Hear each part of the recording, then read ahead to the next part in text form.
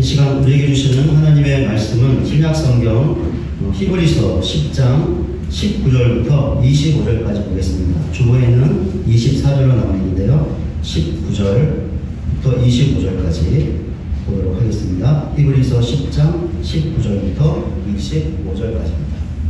제가 말씀 봉독하겠습니다. 그러므로 형제들아, 우리가 예수의 피를 힘입어 성소에 들어갈 담력을 얻었나니 그 길은 우리를 위하여 휘장 가운데로 열어놓으신 새로운 살 길이요, 휘장은 곧 그의 육체니라.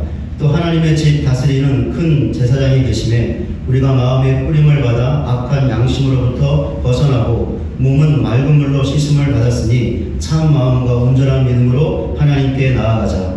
또 약속하신 이는 믿으시니 우리가 믿는 도리의 소망을 움직이지 말며 굳게 잡고 서로 돌아보아 사랑과 선행을 격려하며 무익을 패하는 어떤 사람들의 습관과 같이 하지 말고 오직 권하여 그날이 가까움을 볼수록 더욱 그리하자. 아멘. 우리 옆분들하고요, 지난 한 주간도 수고 많으셨습니다. 오늘도 은혜 많이 받으시고 힘내세요. 같이 한번 사랑의 인사를 나눴으면 좋겠습니다.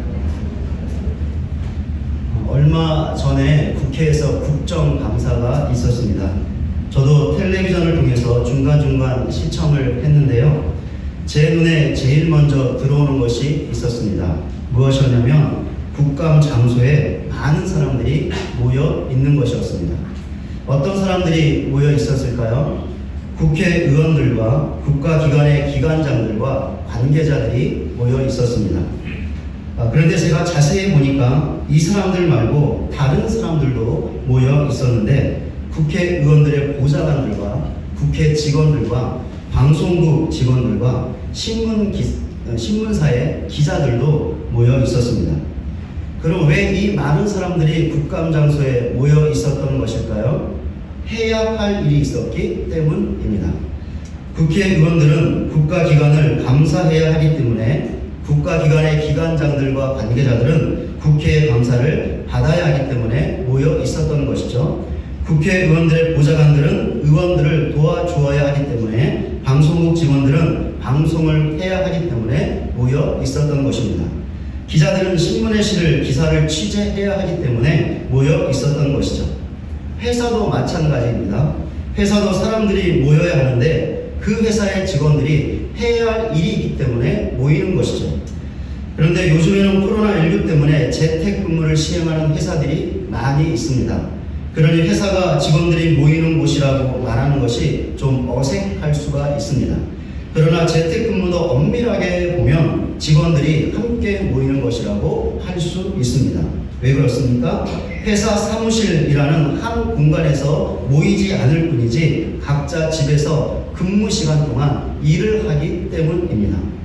그러니까 직원들이 각자 집에 떨어져 있지만 일하는 시간 동안은 해야 할 일로 서로 관련되어 있기 때문에 함께 있는 것이라고 할 수 있는 것이죠. 특별히 화상으로 회의에 참석하는 경우에는 각자 집에 있지만 인터넷이라는 가상의 공간에 함께 있게 되는 것입니다. 학교도 마찬가지이죠. 학교도 사람들이 모여야 하는데 그 학교의 구성원들이 해야 할 일이 있기 때문에 모여야 하는 것이죠. 교사들은 학생들을 가르쳐야 하기 때문에 모여야 하고 학생들은 배워야 하기 때문에 모여야 하고 학교의 직원들은 학교의 관리와 운영을 위해서 모여야 하는 것이죠. 그런데 코로나19 때문에 학교도 학생들의 등교가 제한적으로 이루어졌습니다. 아니 아예 등교 자체를 하지 않을 때도 있었죠. 그래서 학생들은 화상으로 교사들의 강의를 들어야 했습니다. 그런데 이것이 문제가 되었는데 학생들마다 인터넷을 사용할 수 있는 환경이 다르기 때문에 거기에서 오는 학력의 차이가 생겨나게 된 것입니다. 또한 아이들이 화상 수업을 듣지 않고 게임을 한다든지 핸드폰을 갖고 여러 가지를 한다든지 수업을 등한시하는 그런 문제들이 생겨나게 되었죠. 그래서 코로나19라는 상황 속에서도 할 수만 있으면 학생들이 학교에 나와 교사들과 대면하여 공부할 수 있게 하려고 방역당국과 교육부에서 고민하고 노력했던 것이죠. 그 고민과 노력의 결과 제가 알기로 지금은 초등학교 1학년들도 학교에 등교하고 있고 학교마다 3분의 2까지 학생들이 등교하고 있는 것으로 알고 있습니다. 그만큼 학교는 교사들과 학생들이 함께 모여야 가르치고 배우는 중요한 일을 할 수 있는 것 같습니다. 지금까지 몇 가지의 공동체를 살펴보면서 공동체는 해야 할 일이 있기 때문에 모이는 특성을 갖는다라고 말씀을 드렸습니다. 이런 사실은 사회를 구성하고 있는 모든 공동체에 해당된다고 생각합니다. 심지어 사회의 가장 기본 단위라고 할 수 있는 가정에서도 이런 사실을 볼 수 있습니다. 가정에서도 가족들이 함께 모여야 할 때가 있다라는 것이죠. 부모님의 환갑이나 칠순잔치를 해야 될 때 모여야 하는 것이고 자식이나 손자의 첫 생일을 치러야 할 때 모여야 하는 것이고 자녀들이 결혼해야 할 때도 모여야 하는 것이죠. 이런 점에서 교회도 예외가 될 수 없습니다. 그러니까 교회도 해야 할 중요한 일이 있기 때문에 성도들이 교회에 모여야 한다는 것이죠. 그럼 성도들이 교회에 모여서 해야 할 중요한 일이 무엇일까요?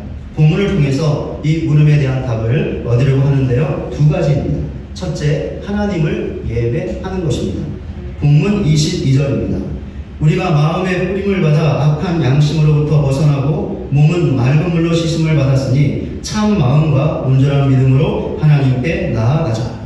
지금 읽은 말씀 제일 마지막에 나아가자라는 말이 나옵니다. 제가 이 부분에 대한 어떤 주석을 보았는데 그 주석은 나아가자라는 말이 본문 말고 히브리서 다른 곳에서는 기도와 관련되어 사용되었다라고 말하고 있습니다. 좀 더 구체적으로 말씀드리면 기도는 하나님과 성도 간의 새로운 관계를 보여주는 의미 있는 표현이라는 것입니다. 성도는 예수를 믿음으로 구원을 받습니다. 그리고 그 구원의 결과 하나님과 새로운 관계를 갖게 되는데 바로 아버지와 자녀와의 관계입니다. 성도의 기도가 바로 이런 관계를 보여준다라는 것이죠. 그러니까 성도가 하나님의 자녀가 되고 하나님이 성도의 아버지가 되셨기 때문에 성도가 하나님께 기도할 수 있게 되었다라는 것입니다. 그런데 이 주석은 나아가자라는 말을 꼭 기도에만 국한할 필요가 없다고 말하고 있습니다. 더 넓은 의미에서 사용할 수 있는데 성도의 생활에서 모든 예배의 표현에도 사용할 수 있다는 것입니다. 한마디로 간단하게 말하면 나아가자라는 말은 결국 하나님을 예배하자라는 말이 된다는 것입니다. 그런데 히브리서 저자가 누구에게 나아가자, 즉 하나님을 예배하자라고 말했습니까? 우리에게 말했습니다. 그럼 우리는 누구를 말하는 것일까요? 히브리서를 처음 읽었던 그 당시의 성도들을 말합니다. 히브리서 저자는 본문 21절에서 이 성도들을 다른 말로 표현했는데 하나님의 집이라는 말로 표현했습니다. 히브리서 저자의 이 표현은 당시 성도들이 함께 모였던 공동체성을 보여주는 것인데 그들의 모임을 하나님의 집이라고 했던 것이죠. 그럼 하나님의 집은 결국 교회를 말하는 것임을 알 수 있습니다. 왜 그렇습니까? 교회가 예수 믿고 구원받은 성도들의 모임이기 때문입니다. 그렇다면 하나님께 나아가자, 즉 하나님을 예배하자는 히브리서 저자의 권면은 그 당시 성도들의 모임이었던 교회에게 했던 권면이었음을 알 수 있습니다. 그런데 이 권면은 그 당시 교회만을 향한 것이 아니죠. 오고 오는 모든 세대의 교회를 향한 권면이기도 합니다. 왜 그렇습니까? 모든 시대의 교회는 그 시대가 어떤 시대이든지 그 시대를 살고 있는 사람들이 누구이든지 예수 믿고 구원받은 성도들의 모임이기 때문이죠. 교회에 대한 이 정의는 절대로 변하지 않습니다. 예수 믿는 성도들의 모임, 즉 교회가 해야 할 중요한 일이 무엇입니까? 하나님을 예배하는 것입니다. 그렇게 여기 있는 우리들도 교회이기 때문에 함께 모여 하나님을 예배해야 합니다. 그렇다면 우리는 이 중요한 일을 잘 하고 있습니까? 교회에 모여 하나님을 예배하는 일에 힘을 다하고 있습니까? 예배의 자리를 떠나지 않고 잘 지키고 있습니까? 우리 자신의 모습을 잠시 돌아보시기를 바랍니다. 교회에 함께 모여 하나님을 예배하는 것이 우리가 해야 하는 너무나 중요한 일인 것을 분명히 알고 하나님을 예배하는 일에 더욱더 힘을 더하고 헌신할 수 있는 우리 모두가 되시기를 주님의 이름으로 간절히 소원합니다. 성도들이 교회에 함께 모여 해야 할 중요한 일이 무엇일까요? 두 번째 답입니다. 서로 사랑하는 것입니다. 본문 24절입니다. 서로 돌아보아 사랑과 선행을 격려하며. 히브리서 저자는 당시 성도들에게, 즉 교회에게 또 다른 권면을 하고 있는데 서로 돌아보라는 것입니다. 왜 서로 돌아보라고 했습니까? 사랑과 선행에 대한 격려 때문이었습니다. 여기서 사랑이라는 말은 성도의 삶 가운데 어떤 필요가 있는 것을 보고 그것에 반응하는 것을 말합니다. 그 반응은 선행으로 나타나게 되는데, 왜냐하면 사랑은 실제적인 행동을 수반하기 때문이죠. 그러니까 다른 성도의 삶을 살피면서 그에게 어떤 구체적인 필요가 있는 것을 알게 되면 그것을 채워주기 위해 무엇인가를 행하게 된다는 것입니다. 그것이 물질적인 것이 되었든지 위로와 기도 같은 영적인 것이 되었든지 가만히 있지 못하고 필요를 채워주기 위해 움직이게 된다는 것이죠. 이것을 한마디로 한다면 사랑이라고 할 수 있습니다. 어떻게 성도들끼리 서로의 삶을 돌아보고 무엇인가 필요한 것이 있을 때 그것을 채워줄 수 있을까요? 사랑하면 할 수 있습니다. 사람들이 하는 말 중에 눈에서 멀어지면 마음에서도 멀어진다라는 말이 있습니다. 이 말은 영적인 생활에도 그대로 적용할 수 있는데, 성도들끼리 서로의 눈에서 멀어지면 서로의 마음에서도 멀어지게 된다는 것이죠. 그러니 이렇게 되면 어떻게 될까요? 서로에게 관심을 갖고 서로에게 무엇이 필요한지 돌아볼 수 있을까요? 그래서 그 필요에 반응하여 그것을 채워주기 위해 구체적인 행동을 할 수 있을까요? 아니요, 그럴 수 없을 것입니다. 그렇기 때문에 서로 돌아보고 서로의 필요를 채워주기 위해서는 눈에서 멀어지면 안 되는 것이죠. 그럼 눈에서 멀어지지 않기 위해서 어떻게 해야 하는 것일까요? 함께 모여야 하는 것이죠. 모여서 서로의 삶을 나누고 서로의 기도의 제목을 나누고 서로 교제해야 하는 것입니다. 그래야 서로에게 무엇이 필요한지 알 수 있게 되고 알아야 그것을 채워주기 위한 구체적인 행동을 할 수 있게 되는 것이죠. 또한 그렇게 할 수 있도록 서로를 격려하며 자극할 수 있는 것입니다. 이렇게 서로 사랑하기 위하여 성도들이 교회에 함께 모여야 한다고 히브리서 저자가 당시 성도들과 교회에게 권면을 했던 것입니다. 그런데 이 권면 역시 당시 교회에만 국한되는 것이 아니죠. 오고 오는 모든 세대의 교회를 향한 것이기도 합니다. 왜냐하면 어떤 시대의 교회이든지 그 교회를 이루고 있는 성도들이 어떤 사람이든지 성도들에게는 늘 무엇인가가 필요하기 때문이죠.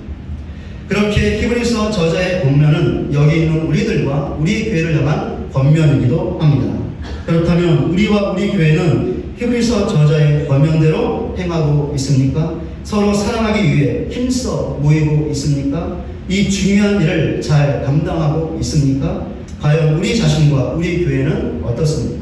잠시 돌아보시기를 바랍니다. 교회에 함께 모여 해야 할 중요한 일이 서로 사랑인 것을 분명하게 하는 우리 모두가 되시기를 바랍니다. 그래야 더욱더 힘써 모여 서로 사랑할 수 있도록 격려하고 더 나아가 실제적으로 구체적으로 서로에게 선행을 베풀 수 있는 저와 여러분 모두가 되시기를 주님의 이름으로 간절히 소원합니다. 지금까지 성도들이 교회에 함께 모여 해야 할 중요한 일이 무엇이었는지 살펴보았습니다. 하나님을 예배하는 것과 서로 사랑하는 것이었습니다. 그런데 여기에서 문제가 생길 수 있습니다. 어떤 문제일까요?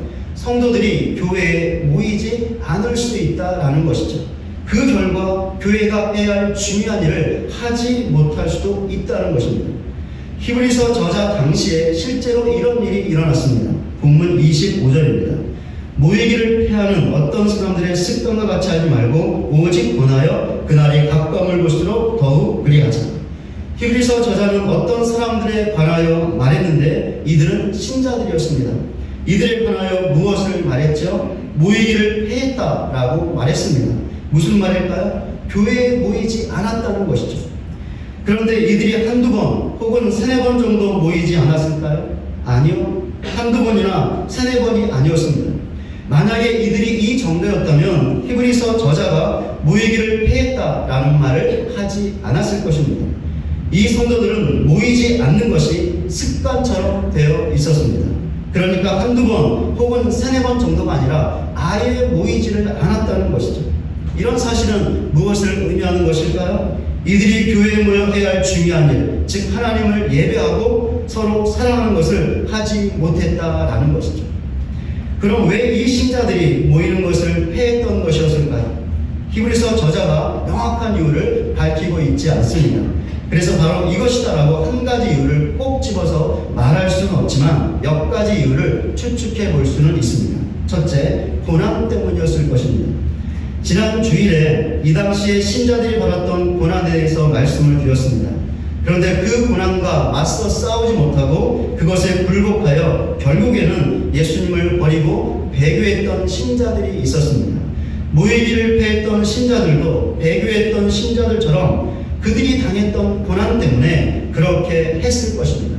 그러니까 고난을 받고 싶지 않아서, 고난을 피하고 싶지 않아서 함께 모이지 않았던 것이죠. 둘째, 예수님의 재림이 지연되고 있었기 때문일 것입니다. 초대교회 당시 신자들은 예수님의 재림이 임박해 있었기 때문에 자기들이 살아있는 동안 예수님이 다시 오실 줄로 굳게 믿고 있었습니다. 그런데 예수님의 재림이 그들의 믿음과는 달리 지연되고 있었죠. 그렇게 이것 때문에 실망하고 실족했던 신자들 중에서 모이기를 패했던 신자들이 있었을 것입니다. 셋째, 세상 일에 사로잡혔기 때문이었을 것입니다. 하나님께서 신자들에게 세상의 일을 하게 하신 것은 그 일을 통하여 하나님을 드러내고 예수님을 증거하라고 주신 것이죠. 그렇게 세상 일은 신앙의 수단이 되어야지 절대로 목적이 되어서는 안 됩니다. 그런데 신앙은 내팽개치고 먹고 사는 일에, 좋아 미쳐 죽는 일에 푹 빠져 있었던 신자들이 있었던 것이죠. 이들 중에서 모이기를 패했던 신자들이 있었던 것입니다. 모이기를 패했던 신자들이 왜 그렇게 했는지 몇 가지 이유를 살펴보았는데 우리가 추측할 수 없는 다른 이유들도 있었을 것입니다. 그러나 그 이유가 무엇이었든지 간에 히브리서 저자는 이 문제를 매우 심각하게 보았습니다. 어느 정도로 보았냐면 배교와 같은 것으로 볼 정도였습니다. 이 당시에 예수님을 버리고 유대교로 돌아갔던 배교자들이 있었다라고 말씀을 드렸는데 모이는 것을 패했던 신자들을 바로 이런 배교자들처럼 보았다라는 것이죠. 너무 당연하지 않습니까? 왜 그럴까요?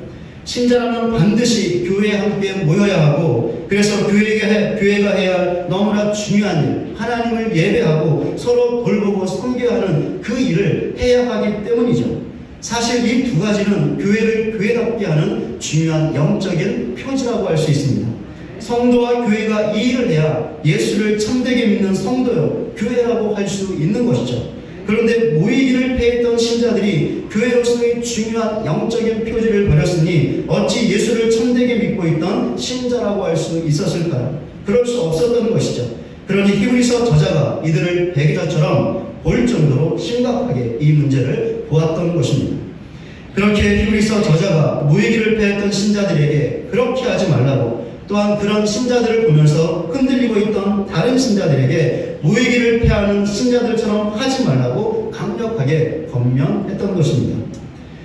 한국교회가 코로나19 때문에 많은 영향을 받고 있습니다. 그 중에 심각한 것이 하나 있는데 교회에 모이는 신자들의 숫자가 많이 줄어든 것입니다.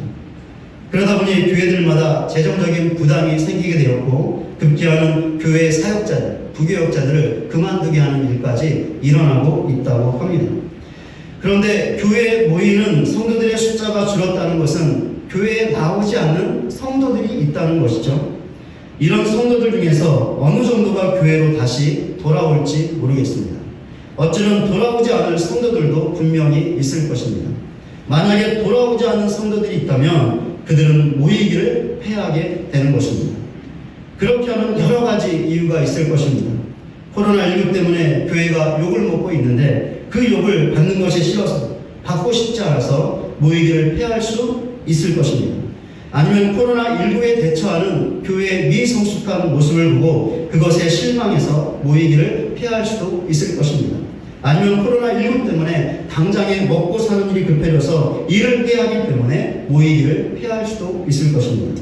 그러나 이유가 무엇이든지 간에 모이는 것을 피하는 성도가 있다면, 그래서 다시 교회로 돌아오지 않는 성도가 있다면 그것은 배교하는 것이나 마찬가지라는 것입니다. 왜 그렇습니까? 교회를 완전히 떠나는 것이기 때문인데, 교회를 떠난다는 것은 예수님을 떠나는 것이요 예수님을 버리는 것이기 때문입니다. 물론 교회에 돌아오지 않고 혼자서 예배할 수 있고 다른 사람들을 얼마든지 도울 수 있죠. 그러나 혼자는 진정한 교회가 아닙니다. 왜 그렇습니까? 교회는 믿는 자들이 함께 모이는 공동체이기 때문이죠. 그렇게 아무리 혼자서 예배하고 다른 사람을 사랑한다 해도 그것은 교회가 아니기 때문에 그것 또한 모이기를 피하는 것과 다를 것이 없을 것입니다. 이런 점에서 저는 우리 교회와 우리 성도님들을 바라볼 때 하나님께 너무나 감사한 것이 있습니다. 무엇이냐면 우리 교회는 코로나19 때문에 출석률이 크게 줄지 않았다는 것입니다. 코로나 이전과 이후에 큰 변화가 없다는 것이죠. 이것이 정말로 너무나 감사합니다. 물론 코로나19 때문에 교회에 나오지 못하는 분들이 계십니다. 그런데 그런 분들 중에는 몸에 지병이 있거나 몸이 약하기 때문에 코로나19에 감염되면 위험할 수 있어서 교회에 나오지 못하는 것이죠. 이분들은 코로나19가 좀 더 안정되고 종식되면 반드시 교회로 다시 나오게 될 것입니다. 그러나 나오지 못하는 분들 중에는 앞에서 보았던 부정적인 이유들 중에 하나 때문에 나오지 못하는 분들도 있습니다. 그러니 여기 있는 우리들이 이분들을 위해서는 기도해 주어야 합니다. 이분들이 예수님에 대한 참된 믿음을 갖게 해달라고, 그리하여 그 어떤 이유가 있더라도 모든 것을 이겨내고 교회에 함께 모일 수 있게 해달라고 반드시 꼭 기도해야 합니다.